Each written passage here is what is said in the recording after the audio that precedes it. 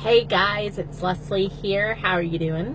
We're trying something new. We're trying to broadcast from my Facebook page, which I've been talking about on my personal page for quite some time. So if you're seeing this in a sharing, because I'm going to share it afterwards, make sure you like the Facebook page for Your Biz Rules. Easy short link of yourbizrules.com/FB for Facebook. And just like the page, and then you should start to see our notifications. So that's something new that we're testing and we're trying. Today's show's on perfectionism. So I thought it was really interesting that today's show was on perfectionism, and I'm sitting here trying to figure out how to go live from my Facebook page from the notification that I set up, because it didn't occur to me that it might be a little different. To learn a lot of things. Actually, that's not even why today's topic is about the double-edged sword of perfectionism. You know, I don't know if you've heard the phrase "a death by 1,000 cuts." I think in some ways that's how things happen. While definitely catastrophic things happen all the time, and can negatively impact your business and your life. I think perfection is like the death of 1,000 cuts. And I personally was laughing at this. I was sitting here thinking about this. These are the things I think of when I'm in my car and I'm driving from appointment to appointment, or getting ready for you guys with coaching from the Carpool. Is I have these conversations in my head about what I'm going to talk about. And because I work with so many women entrepreneurs, I'm always asked, what's the difference between the men and women? What's the difference between working with men and women? And a lot of times it's how we internalize, or the internalization of things that happen in a business. And I believe women struggle with perfectionism a lot more than men do. Not that I'm sure there isn't some gentleman that has perfectionist issues, but I think women struggle with it a lot more. And if I had to qualify like what I see as a difference, I see that sometimes as men in business, we can definitely suffer from paralysis of analysis. But I think that's slightly different than struggling with perfection. And there's an element of design that I learned, and it was when we looked for perfect and when we tried to create perfect in a room, or if we're looking for that perfect match, that perfect fill in the blank. It's that quest of perfection that actually resulted in a less beautiful composition. And anytime we ran into situations where we were trying to get that perfect match type thing, and it was a struggle, I would go my next, because I would always want the perfection, but that next component I would just deviate, like I'd do a 180. I'm like, okay, if the perfection's not working here, let me 180 it and come up with something completely different. And it was usually then that beautiful was created. And I think a business is that way too, that nothing will ever be perfect in your business. You will have perfect moments. You'll have great joys, but nothing's ever really perfect in business. And part of that is that business changes way fast. You change, you develop, you learn more, your clients shift. Everything, there's nothing static about business. It shouldn't be. In my book, First Than That, I was talking about if your business isn't growing, it's dying. It's not, a state it's not a lack of motion, right? Perfection, I think, is this attainment, is this like you've crossed the finish line, you can now say it's perfect. The thing is it's never perfect because it was never done. And how does this come up? Well, I'm laughing because God gives me such great moments to check in on things and relearn some things and give myself grace. Because it's really easy for me not to expect you to be perfect, but it's really hard sometimes for me not to be perfect. And the couple of conversations that are going on, I was talking with somebody last week, and they were sharing with me the feeling of needing to be perfect. And I said, I don't need you to be perfect. I need you to be honest. I need you to be real. But I don't need you to be perfect. And I was like, okay, that's generous of me. And then I put my book, like the sneak peek of my book is out in my Facebook sneak peek community for First This Then That. And I did that yesterday afternoon at like, I don't know, 2 or 3. And I just did it. Like I was hesitant and I was like, nope, just going to do it. Boom, get it out there. And I guess that's a skill, and I'm going to talk about that too, because right before this I saw a video and I was like, how apropos. And I gotta tell you, terrified.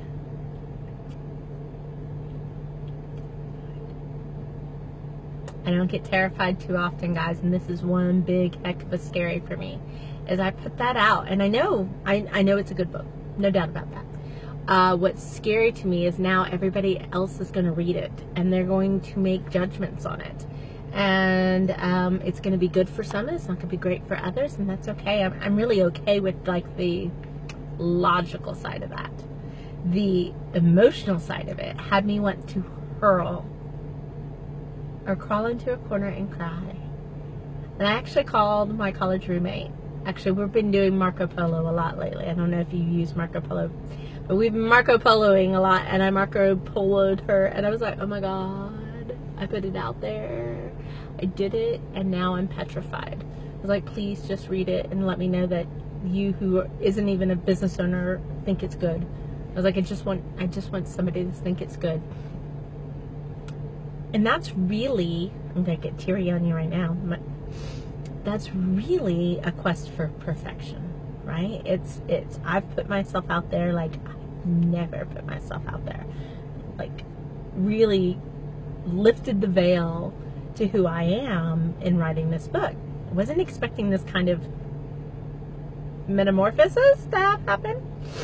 And it's about being perfect. And I'm like, isn't that interesting for what you had planned on talking about? Is the quest to perfection. And so I think in some ways the quest for perfection in business is actually one of the biggest weaknesses. And I am a card-carrying member of Perfectionist Anonymous, right? Obviously, if I still struggle with that just in this moment of sharing, just very small community of people that know me for the most part, people that know me, people that, I've shared meals with and shared time with, and I'm worried about that. I'm like, oh, dude, what a great moment to learn. But it didn't let it stop me. And here's where perfection kind of comes in. Perfection is really does start to be a death of 1,000 cuts. And it all depends on what you do with it. Hey, Shirley, thanks for coming in. We're talking about perfection. Because God knows I'm not perfect. So when you're so consumed with trying to achieve that perfection in your business, or the perfection of perception, it can stop you from doing a lot of things, and had a moment where did some headshots last week, and my photographer's awesome, love her, but what came out wasn't where we were trying to go. And that happens sometimes in creative products and creative things. And I know this. And I still was like, I didn't show up well. I didn't dress the part. I didn't do something. And part of that is because I've been struggling with perfection. And also the concept of perfection. Like I gotta tell you, if you could see me right now, I have my shoes off. My foot is like resting on the upper portion of my door over here. Right? I'm more of a flip-flops, no makeup, hair back in a ponytail, casual gal. I really am. I'm minimalistic. I'm simple as the day is long. And so when I have to put makeup on here, because obviously it makes a difference on how you see me and how you perceive me. And I know that part. But it's also like, am I playing into the perfection? Like, am I worried about perfection? And I know some days I come on here with no makeup and I really should.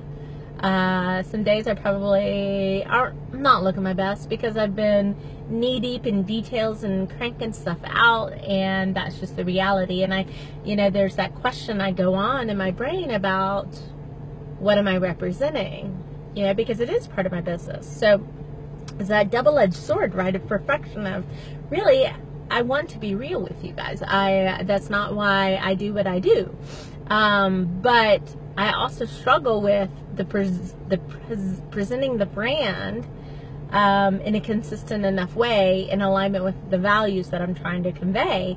And so when I have moments where there's a disconnect, I also have to struggle with the thought of, well, that's not really me. Like, I some days I'm like, it's not really me to wear makeup. Like, who am I kidding? I go out with my husband on a date night and I glam it up. I layer it on, right? Just along with everyone. So that's not the truth, right? It's like, what am I struggling with? I don't know. It's really interesting. I do feel like I should say, do you want to do good work? Yes. Should you do reliable work? Yes. Should you strive for good? I'm like, yes. Should you strive for great? Yes. I'll go into the good is the enemy of great. But some days it's good enough too. And as maybe perfectionist, what I've realized is that a lot of times my 80% is worth a lot of people's 100%. And so we can be hypercritical with ourselves, and then outside looking in, they're like, oh my gosh, you blew it out of the park. Are you kidding me? And you're like, oh, I only did it like 60%. Like, we have a very skewed, and sometimes I think as women we do this a little bit more, have a skewing of what good is and what great is.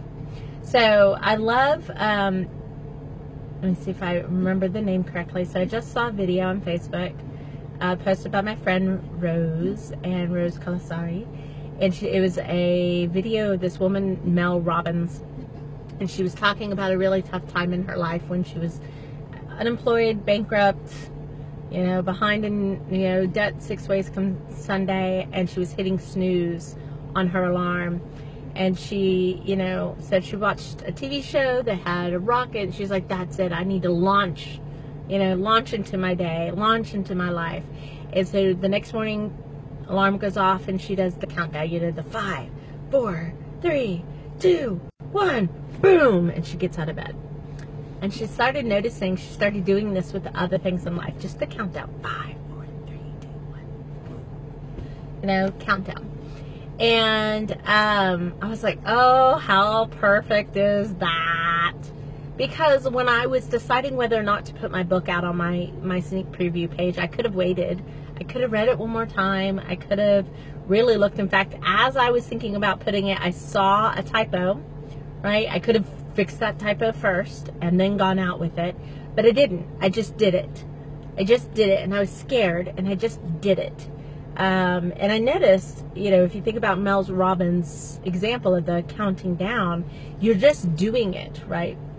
I think that's one, and she goes on to say, Mel Robbins did in this little clip, about how just doing it actually gets it doesn't give the brain a chance to say the million reasons why you shouldn't, or why you should do that one more edit, or why you should fix such and such. I was like, nope, good enough. It's going, it's moving.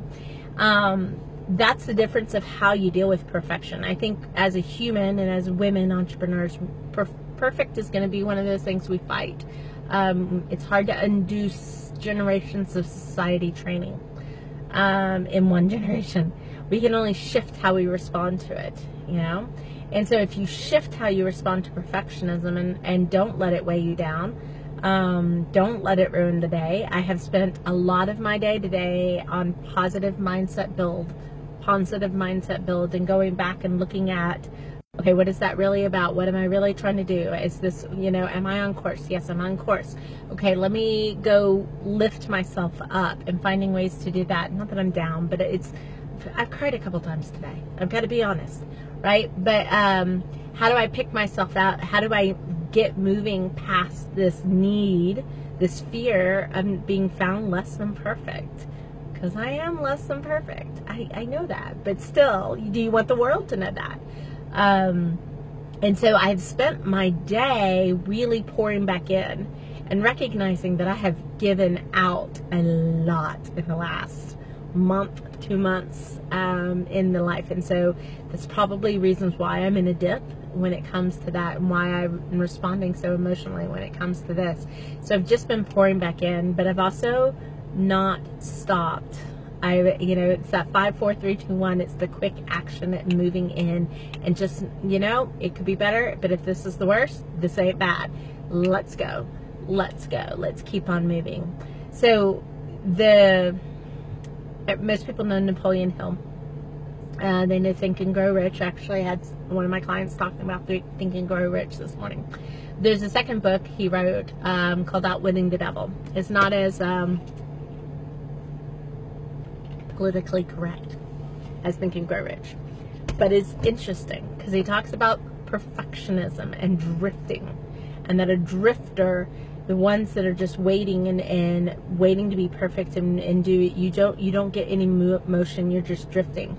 If you think about the ocean, if you know about a wave is nothing more than really a cyclical kind of thing. You feel like you're moving, but you're really just going around in a point. You're drifting. Well, the way through perfectionism is action, and it's in that determinate person that really driving forward even through the procrastination. And there's a quote that I use sometimes in my time management talk. It talks about the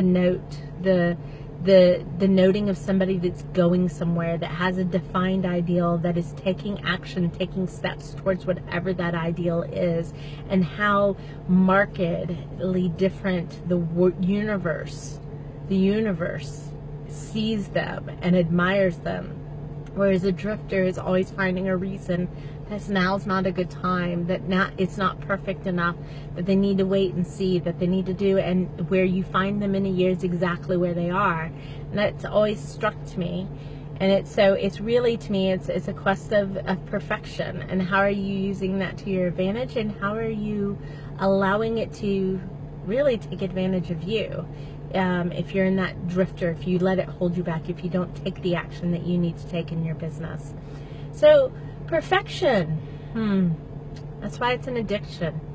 That's why I say I'm a card-carrying member of Perfectionist Anonymous, because it's something I don't know that we ever really truly get away from. We just know how to manage it better. So it's interesting to see what you think about these things. See what do you take action in spite of perfection?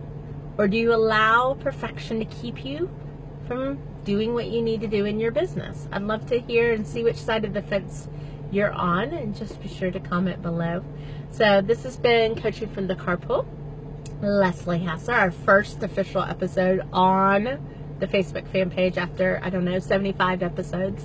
So be sure to subscribe, I think it is, and then check us out each and every afternoon, 2:30-ish, most days here in the Carpool. Until then, we'll be talking with you soon. It's been Leslie Hasser with your Biz Rules Business Coaching, and we're coaching from the Carpool.